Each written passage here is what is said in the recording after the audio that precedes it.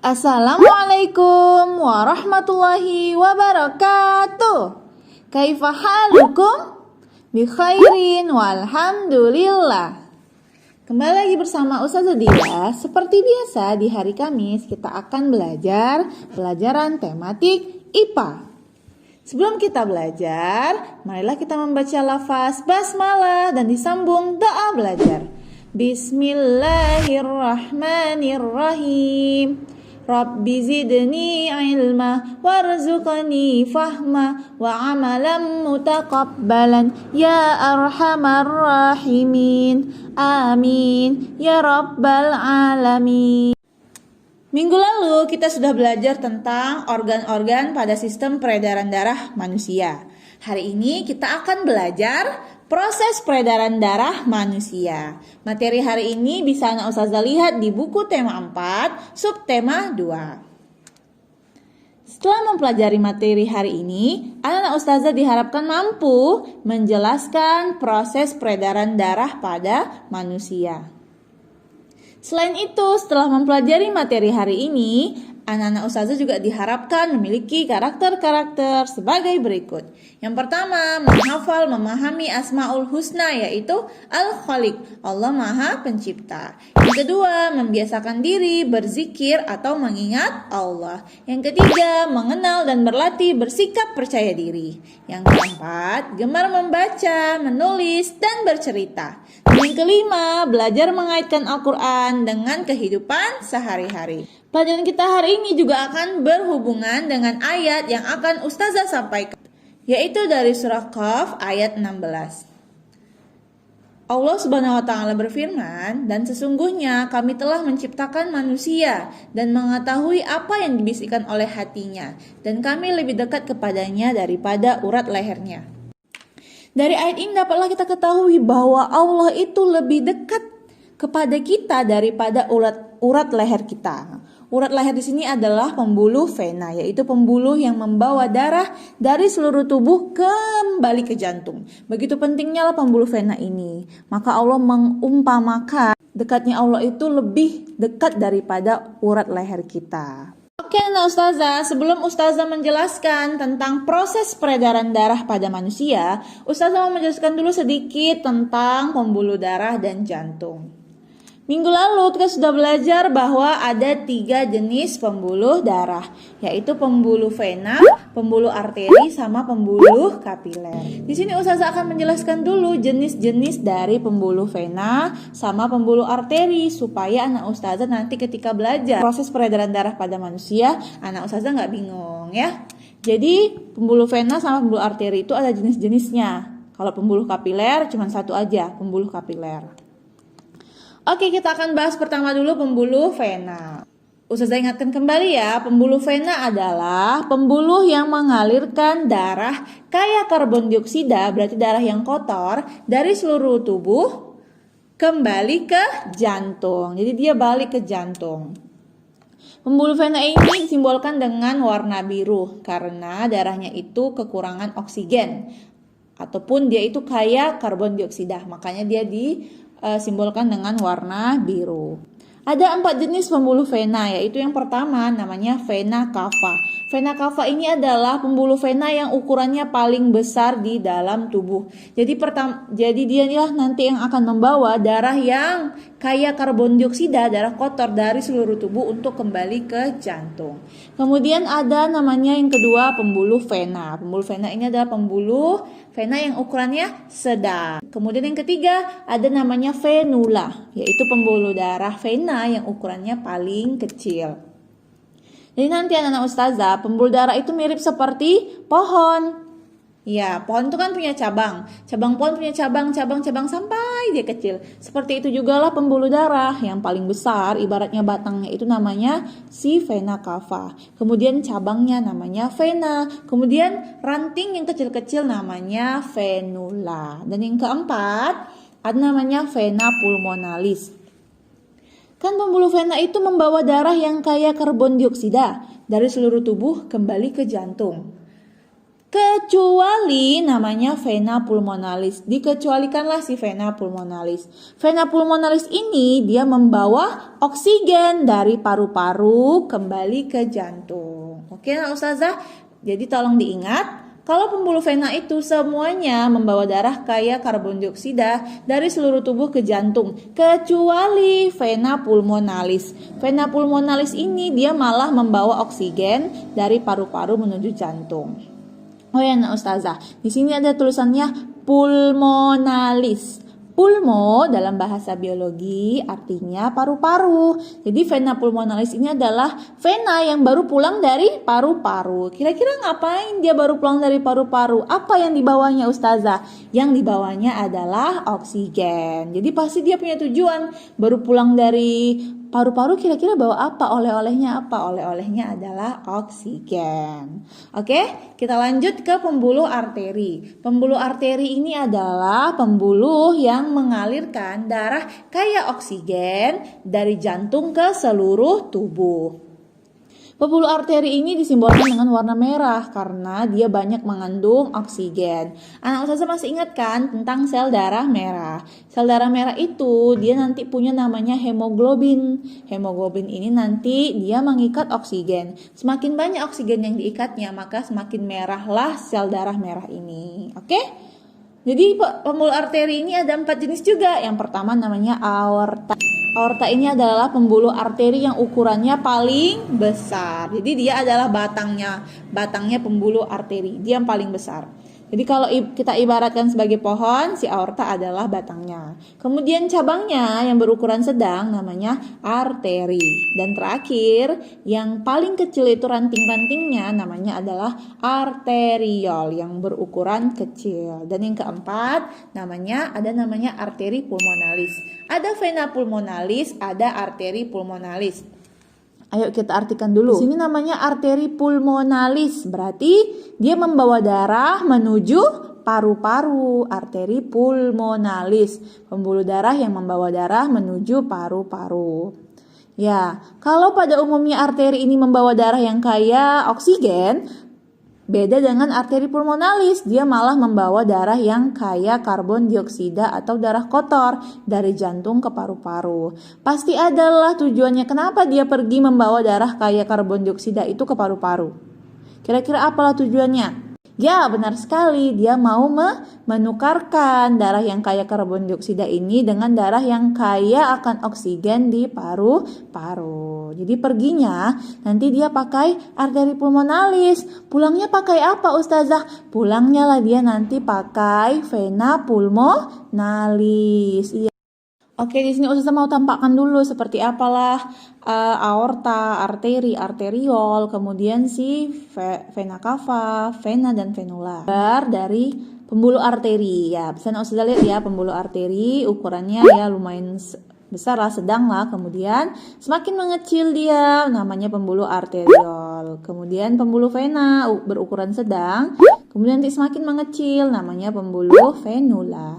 Dan nanti akan berjumpa di kapiler. Jadi semakin ke ujung, semakin menuju kapiler, maka pembuluh darahnya juga akan semakin kecil.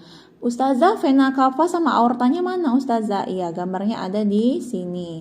Nah, jadi aorta ini adalah pembuluh pertama yang keluar dari jantung, makanya ukurannya besar karena tekanan dari jantung itu ketika memompa darah kan juga besar, maka dari itu pembuluhnya juga harus besar. Inilah si pembuluh aorta berukuran besar. Kemudian vena cava yang mana Ustaz? Pembuluh vena cava itu adalah pembuluh vena yang membawa darah dari seluruh tubuh kembali ke jantung. Makanya dia juga harus berukuran besar karena dia membawa darah yang banyak dari seluruh tubuh. Yang mana vena cava itu Ustazah? Yang ini, yang warna biru. Oke, selanjutnya setelah kita membahas jenis-jenis pembuluh darah, Ustazah mau menjelaskan dulu tentang jantung. Minggu lalu kita sudah belajar tentang ruang-ruang pada jantung. Ada serambi kanan, bilik kanan, serambi kiri, bilik kiri. Oke, jadi anak-anak Ustazah, serambi itu fungsinya sebagai pintu masuk. Jadi darah masuk ke dalam jantung melalui serambi. Tidak ada darah yang masuk melalui bilik. Karena bilik itu nanti tempat memompakan darah keluar dari jantung. Jadi pintu masuknya adalah serambi, bilik nanti tempat dipompanya darah keluar dari jantung. Supaya darah yang sudah masuk ke dalam serambi kemudian pergi ke bilik tidak kembali lagi ke serambi atau nggak balik lagi dia, maka harus ada namanya katup. Katup ini berfungsi untuk mencegah aliran balik darah. Misalnya ada tamu datang, dia baru datang nih, kita bukakan pintu, masuklah dia. Supaya dia nggak keluar lagi, kita tutuplah pintunya supaya dia nggak keluar. Seperti itu juga lah si katup. Pada jantung ada 4 katup. Kita bahas sama-sama ya. Yang pertama namanya katup tricuspidalis. Tri artinya 3, berarti jumlah katupnya ada 3. Nah, sudah bisa lihat di antara serambi kanan sama bilik kanan seperti ada 3 katup kan? Ya, yang sudah tunjuk ini. Nah, inilah namanya si katup tricuspidalis. Fungsinya untuk memisahkan serambi kanan sama bilik kanan supaya darah dari serambi kanan yang sudah masuk ke dalam bilik kanan tidak kembali lagi ke serambi kanan. Oke. Yang kedua namanya katup bicuspidalis. Bi artinya 2, berarti katupnya itu ada 2 buah. Katup bicuspidalis ini memisahkan antara serambi kiri sama bilik kiri. Coba Ustazah lihat di sini katupnya ada 2 kan? Berbeda sama yang tricuspidalis ada 3, yang di sini hanya ada 2. Fungsinya apa Ustazah? Fungsi dari katup bicuspidalis ini memisahkan serambi kiri dan bilik kiri. Supaya darah yang sudah masuk dari serambi kiri menuju bilik kiri tidak balik lagi ke serambi kiri. Kenapa Ustazah? Kenapa kira-kira kayak gitu Ustazah? Karena darah dari bilik itu nanti akan pergi ke pembuluh darah. Pembuluh darah apa? Nanti kita lihat ya. Yang ketiga adalah katup pulmonal. Pulmo artinya paru-paru. Berarti kira-kira nanti ini pasti mau pergi ke paru-paru ini darahnya ya. Jadi katup pulmonal ini yang mana Ustazah? Yang ini yang warna biru, baru di bawahnya ini ada putih-putihnya. Nah, inilah katupnya yang sudah tunjuk ya. Katup pulmonal ini memisahkan bilik kanan sama pembuluh arteri pulmonalis. Masih ingat ya, arteri pulmonalis itu adalah pembuluh arteri yang mau pergi ke paru-paru. Jadi dia membawa darah yang kaya akan karbon dioksida. Dia mau bertukar dulu di paru-paru. Oke, jadi ini bilik kanan, nanti darah itu akan masuk ke dalam pembuluh arteri pulmonalis. Nah, fungsi katup ini supaya darah yang dari bilik kanan yang sudah masuk ke dalam arteri pulmonalis ini tidak balik lagi ke bilik kanan. Oke, dan yang terakhir yang keempat namanya katup aorta. Ya. Masih ingat ya, aorta ini adalah pembuluh darah yang paling besar. Dialah pembuluh darah pertama yang keluar dari jantung.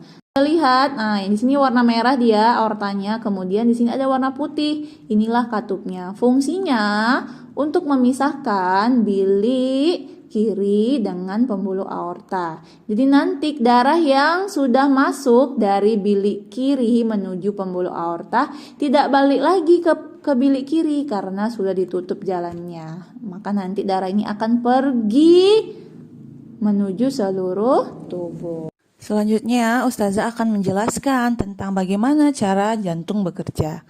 Anak-anak Ustazah masih ingat kan bahwa ada sebuah otot yang letaknya hanya berada di jantung, yaitu otot jantung. Jadi jantung bekerja sama dengan otot bekerja, yaitu dengan berkontraksi atau bekerja dan berelaksasi atau beristirahat. Ketika otot jantung berkontraksi atau bekerja, maka jantung nanti akan menguncup.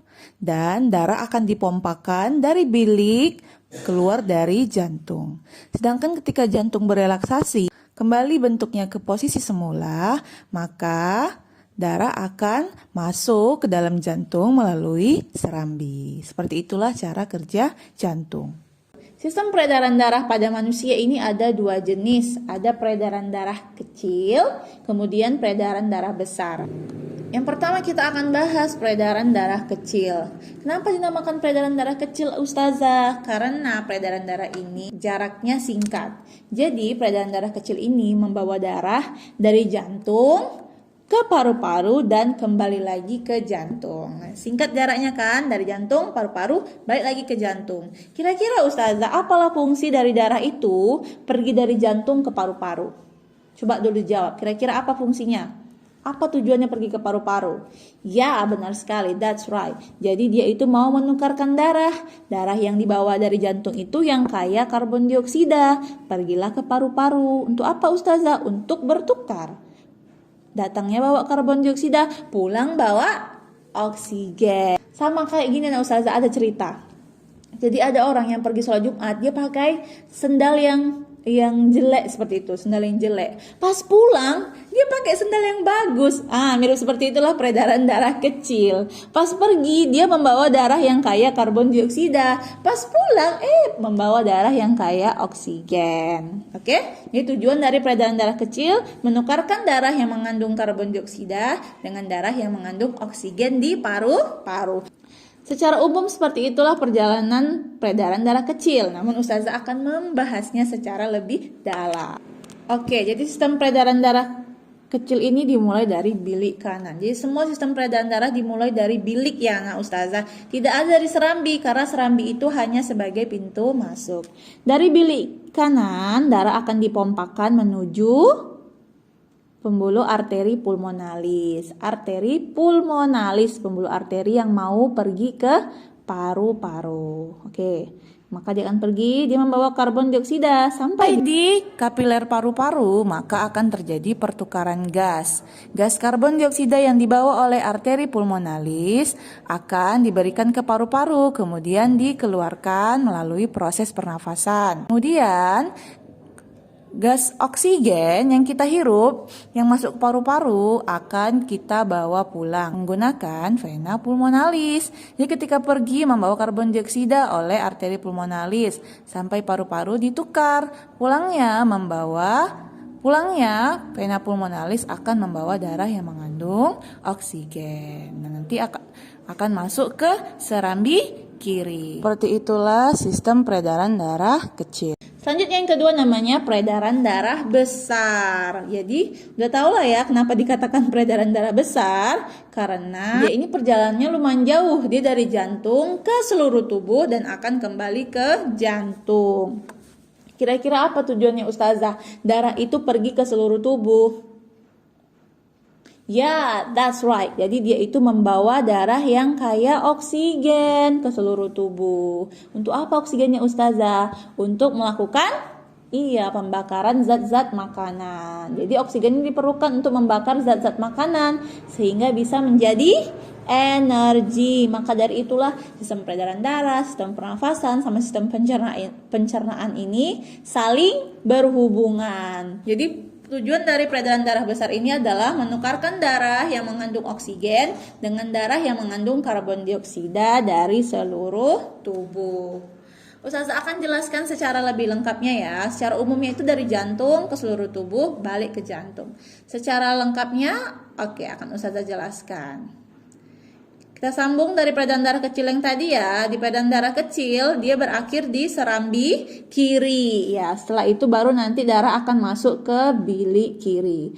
Darah yang tadi masuk kan darah yang mengandung oksigen kan, yang darah yang baru pulang dari paru-paru. Ya, dimulai dari bilik kiri, darah akan dipompakan menuju pembuluh darah namanya aorta. Pembuluh darah aorta ini akan membawa darah ke seluruh tubuh. Lebih tepatnya di kapiler sel-sel tubuh. Ya, masih ingat ya, sel itu adalah bentuk terkecil dari tubuh makhluk hidup. Jadi setiap sel-sel itu nanti akan dibawakanlah oksigen oleh darah. Di sel itulah juga nanti akan terjadi proses pembakaran zat makanan sehingga bisa menjadi energi. Di sini nanti akan terjadi pertukaran. Kita ngasihnya oksigen, pulangnya kita malah dikasih karbon dioksida. Kebalikannya dari si peredaran darah kecil. Jadi kalau peredaran darah kecil kan pergi bawa karbon dioksida, pulang bawa oksigen. Kalau yang ini pergi bawa oksigen, pulang dia akan membawa karbon dioksida. Pulangnya dia pakai namanya pembuluh darah vena cava, yaitu pembuluh vena yang paling besar. Baru nanti vena cava akan membawa darah kaya karbon dioksida, menuju serambi kanan. Kemudian kayak mana Ustazah? Berulang lagi peredaran darah kecilnya. Kemudian berulang lagi peredaran darah besarnya. Peredaran darah besar itu kebalikannya ya. Dia pergi sholat Jumat pakai sendal yang bagus ya, sendal yang cantik. Pas pulang malah pakai sendal yang jelek. Mungkin ada yang nuker itu di masjid ya kan. Malah kebalikannya ya kan. Pergi pakai yang cantik, pulang pakai yang jelek. Jadi seperti itulah sistem peredaran darah manusia. Saling berkesinambungan, saling berkelanjutan ya Ustazah. Peredaran darah kecil, peredaran darah besar, peredaran darah kecil, peredaran darah besar. Atau kita balik, peredaran darah besar, peredaran darah kecil, peredaran darah besar, peredaran kecil. Seperti itulah peredaran darah di dalam tubuh kita. Demikianlah pelajaran kita hari ini. Kesimpulan yang pertama, sistem peredaran darah pada manusia ada 2 jenis, yaitu peredaran darah kecil dan peredaran darah besar. Peredaran darah kecil mengalirkan darah dari jantung ke paru-paru dan kembali lagi ke jantung. Sedangkan peredaran darah besar mengalirkan darah dari jantung ke seluruh tubuh dan kembali ke jantung. Karena minggu ini banyak ujian praktek, maka tidak ada tugas pelajaran tematik IPA. Cuma Ustazah sarankan anak Ustazah untuk mengulang-ulang proses peredaran darah kecil sama proses peredaran darah besar. Karena Ustazah akan masukkan soal dari proses peredaran darah ini. Silakan dihafal, diingat baik-baik, dipahami alurnya. Alur itu adalah perjalanannya.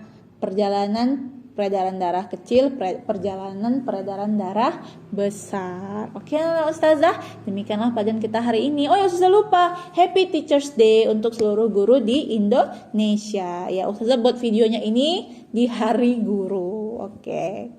Ustazah tutup dengan lafaz hamdalah dan disambung doa kafaratul majelis. Alhamdulillahirabbil alamin. Subhanakallahumma wa bihamdika asyhadu an la ilaha illa anta astaghfiruka wa atubu ilaik. Tetap semangat belajar walaupun belajarnya dari rumah. Assalamualaikum warahmatullahi wabarakatuh.